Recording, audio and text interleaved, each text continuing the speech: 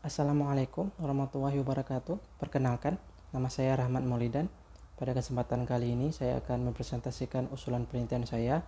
Usulan penelitian saya ini berjudul Kapabilitas Dinamis terhadap Kinerja UKM dengan Kecepatan Perubahan Strategis sebagai Intermediate Outcome atau hasil antara. Jadi sebelum kita mulai dari rumusan masalah, saya ingin sedikit menyinggung bahwa itu sebenarnya apa sih kapabilitas dinamis. Dikatakan bahwa sebenarnya kapabilitas dinamis ini adalah rutinitas dari organisasi dalam hal menata kembali sumber dayanya, yang mana nanti ini menjadi rutinitas yang akan memberikan keunggulan kompetitif, yang mana keunggulan kompetitif ini akan memberikan si organisasi itu kemampuan dia untuk bertahan dalam lingkungan yang dinamis, yang atau bisa dikatakan lingkungan yang sangat bergejolak atau lingkungan yang sangat berubah-ubah. Selanjutnya juga dikatakan bahwa kapabilitas ini penting bagi UKM untuk bertahan dalam segala situasi dan untuk memperoleh kinerja yang baik. Nah, tapi sebelum itu kita mulai dengan rumusan masalah. Dikatakan bahwa sebenarnya masih ada kesenjangan. Nah, rumusan masalah di sini ini adalah yang saya angkat menjadi ada 4. Yang pertama, rumusan masalah yang saya angkat itu adalah bahwa dari Di Stefano dan kawan-kawan dikatakan penelitian empiris harus lebih ditekankan karena selama ini masih berkurang dalam hal penelitian empiris mengenai kapabilitas dinamis. Nah, kemudian yang kedua, peneliti mengatakan bahwa kapabilitas dinamis ini sebenarnya ada 3. Di sini ada adaptif, asortif, inovatif, dan adaptif. Nah, kemudian juga dikatakan bahwa Bayada Ferreira mengatakan kapabilitas dinamis ini sebenarnya pada kinerja itu sendiri belum cukup mampu untuk dia mempengaruhi si kinerja.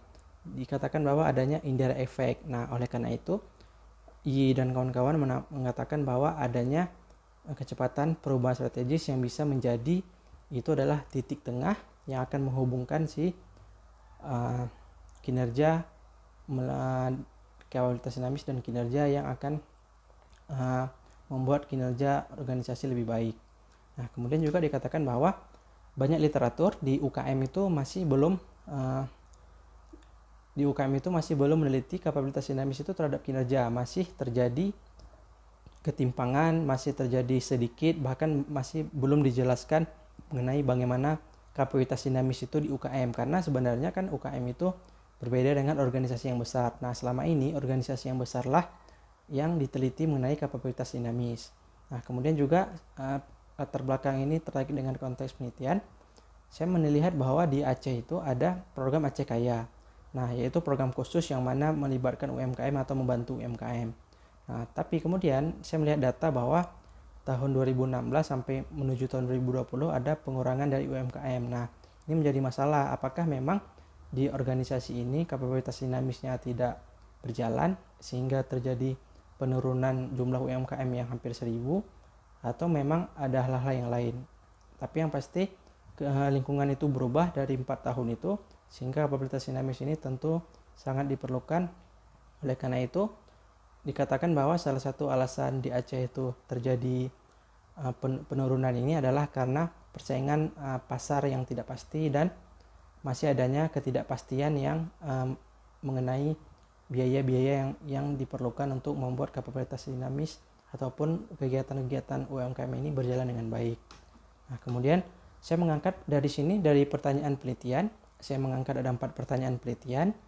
Saya memecah dari kapabilitas dinamis ini menjadi seperti yang saya sebutkan tadi, bahwa sebenarnya kapabilitas dinamis ini ada 3. Kemudian kapabilitas dari pertanyaannya yang saya coba tawarkan atau coba saya menjawabnya nanti untuk penelitian ini, yaitu apakah kapabilitas absorptif ini berpengaruh positif terhadap kecepatan perubahan strategis. Kemudian apakah kapabilitas adaptif berpengaruh positif terhadap kecepatan perubahan strategis. Apakah kapabilitas inovatif berpengaruh secara positif terhadap kecepatan perubahan strategis, dan pada akhirnya apakah kecepatan perubahan strategis berpengaruh terhadap kinerja UKM. Nah, kemudian tujuan penelitiannya untuk menguji pengaruh kapabilitas absorptif terhadap kecepatan perubahan strategis, menguji pengaruh kapabilitas adaptif terhadap kecepatan perubahan strategis, kemudian menguji pengaruh kapabilitas inovatif terhadap kecepatan perubahan strategis, menguji pengaruh kinerja kecepatan perubahan strategis terhadap kinerja UKM. Nah, kemudian juga teori yang saya gunakan di sini adalah teori kapabilitas dinamis. Nah, apa sih yang dikatakan di kategori kapabilitas dinamis ini adalah kemampuan organisasi untuk mencipta, membentuk kembali, yang mana supaya membuat organisasi itu tetap berada dalam lingkungan yang tidak menentu atau bisa dikatakan berubahnya sangat cepat. Ini dikatakan oleh Teach and Pisano tahun 1994. Nah, jadi berdasarkan teori ini, penelitian ini adalah dalam konteks penelitian ini adalah ingin melihat bahwa menunjukkan sebuah tantangan ke depan di mana perusahaan merupakan sebuah entitas bisnis yang di dalamnya terdiri dari faktor-faktor produksi dan setiap permasalahannya, dan tantangan yang dihadapi di era ini harus memiliki fleksibilitas yang tinggi agar organisasi mampu beradaptasi dan bisa bertahan dengan baik. Jadi si kapabilitas dinamis ini menjadi suatu gambaran besar bahwa organisasi itu perlu untuk berubah sehingga dia bisa bertahan dalam lingkungan yang sangat dinamis ini. Kemudian bahwa selanjutnya mengenai hipotesis saya bangun dari penelitian-penelitian sebelumnya yang mana saya menghasilkan 4 hipotesis. Kemudian model penelitian saya ini kapabilitas dinamis, kemudian kecepatan perubahan strategis, kemudian kinerja. Jadi kapabilitas dinamis ini saya bagi menjadi 3 tadi. Kemudian dia menjadi antecedent dan kecepatan perubahan strategis menjadi consequence dulu. Kemudian pada akhirnya kecepatan perubahan strategis menjadi antecedent dan mempengaruhi kinerja. Dan ini sangat menarik untuk diteliti bahwa masih sedikit penelitian yang melihat ini dalam hal lingkungan UKM. Nah, kemudian metode penelitiannya.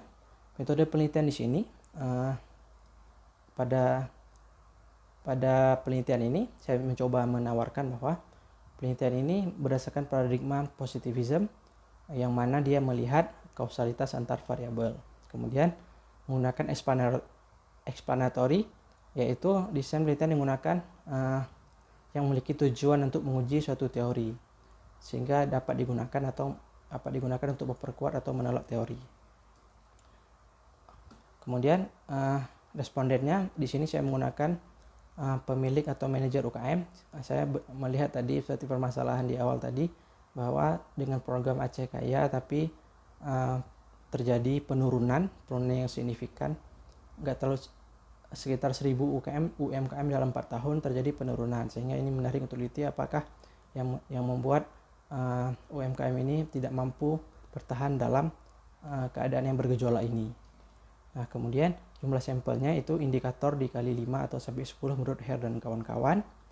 Kemudian juga teknik pemilihan sampel, di sini saya menggunakan non-probability, yaitu karena tidak dapat mengetahui berapa, kemudian menggunakan purposive sampling. Purposive sampling ini adalah teknik yang menggunakan kriteria-kriteria tertentu yang sesuai dengan tujuan penelitian yang seperti yang telah disebutkan sebelumnya. Nah, kemudian juga menarik untuk kita ketahui teknik pengumpulan data dalam penelitian ini bahwa menggunakan self-report, menggunakan metode self-administration survey, yang mana survei dikelola sendiri dengan cara menyebarkan secara langsung kepada responden.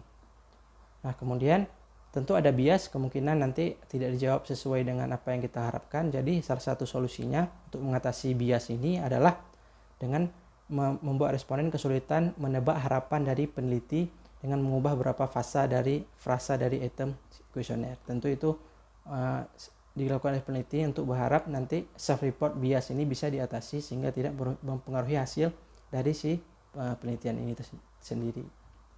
Kemudian definisi operasional dari Wang dan Ahmed, yaitu mengintegrasi, konfigurasi, dan mempengaruhi dan menciptakan kembali dalam menanggapi lingkungan yang terus berubah. Kemudian absorptif itu kemampuan perusahaan yang terkait dengan proses mengolah informasi yang berasal dari lingkungan eksternal.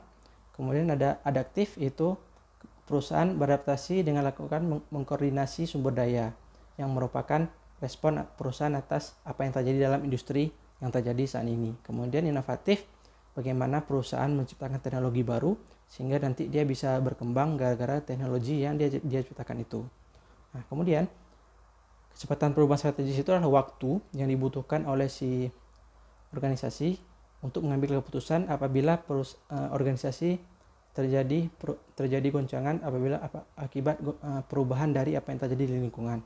Kemudian kinerja UKM tentu hasil yang dicapai dalam sebuah UKM yaitu untuk mencapai tujuan yaitu meningkatkan penjualan dan adanya pertumbuhan dalam organisasi.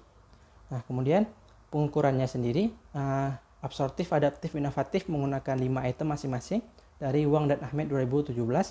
Kemudian kecepatan perubahan strategis itu saya mengambil dari Yi dan kawan-kawan 2015 4 item, kinerja 5 item dari Yaril, Rodan dan Leal 2014. Ini adalah digunakan untuk mengukur variabel-variabel yang ada dalam penelitian ini. Nah, kemudian tentu kinerja ini seringnya adalah archival data, tapi menarik juga untuk subjektif data. Dikatakan bahwa belum tentu itu tepat, yang archival juga belum tentu yang subjektif tidak tepat, dikarenakan menarik menggunakan kuesioner karena untuk memberikan informasi yang valid, karena hanya meminta mereka untuk memberikan penilaian atas kinerja dari si organisasi. Kemudian skala pengukuran 1-5, 1 sangat setuju, 2 tidak setuju, 3 netral, 4 setuju, 5 sangat setuju. Jadi saya menggunakan skala Likert 1-5. Jadi skala Likert ini mengukur sejauh mana pendapat atau sikap responden dengan pernyataan yang diberikan oleh si responden. Kemudian validitas pertama construct dan content face validity, construct, convergent dan diskriminan. Convergent menilai cross loading yang mana diambil dari 0,7 sampai 0,4 sampai 0,7, yang mana nanti ini bisa dihapus. Yang penting itemnya tidak habis, karena dalam hal reflective construct itu satu terhapus tidak akan mempengaruhi yang lain. Nah, jadi itu terus diskriminan ini AV-nya sama dengan atau di atas 0,5, dan ini dikatakan valid. Kemudian uji reliabilitas menggunakan Cronbach alpha, yang mana ini harus di atas 0,7 supaya ini menjadi valid. Nah, kemudian metode analisis data, saya di sini menggunakan SEM. SEM di sini adalah menggunakan software AMOS. Jadi analisis SEM ini analisis multidimensi pada konstruk kapabilitas dinamis. Analisis multidimensi dalam penelitian ini disarankan sebagaimana yang disarankan oleh Chin, Moralin, dan Newton. Jadi kenapa saya pakai SEM? SEM ini ada dua, PLS sama CB. CB ini dikatakan cocok untuk model yang berdasarkan telaah teoritis yang kuat menguji hubungan kausalitas, seperti yang tadi explanatory menguji kausalitas yang antara variabel. Jadi alasan itu saya menggunakan CB, tidak menggunakan PLS. Jadi si CB SEM ini basis teorinya yang kuat, memenuhi berbagai asumsi parametrik. Jadi untuk itu si peneliti berharap dengan CB ini mampu menjawab pertanyaan penelitian yang telah diajukan pada penelitian ini. Nah, kemudian juga saya juga sedikit membahas mengenai kinerja ini. Saya menjadi mungkin ditanyakan mengapa tidak menggunakan archival. Sebenarnya tidak menggunakan archival, kenapa menggunakan persepsian? Sebenarnya Mahmud Hanafi mengatakan archival juga belum tentu lebih tepat daripada persepsian, karena terkadang si pemilik itu tidak memiliki catatan yang akurat tentang apa yang terjadi dalam perusahaannya, sehingga dalam hal penelitian ini subjektif juga penting, bisa menjawab pengukuran yang ditawarkan melalui kuesioner, sehingga nanti pertanyaannya bisa tercerminkan dalam item-item, sehingga item-item nanti bisa tercerminkan kinerja si perusahaan. Mungkin itu saja presentasi dari saya. Lebih dan kurang saya mohon maaf apabila saya ada kesalahan. Saya mohon maaf sebesar-besarnya.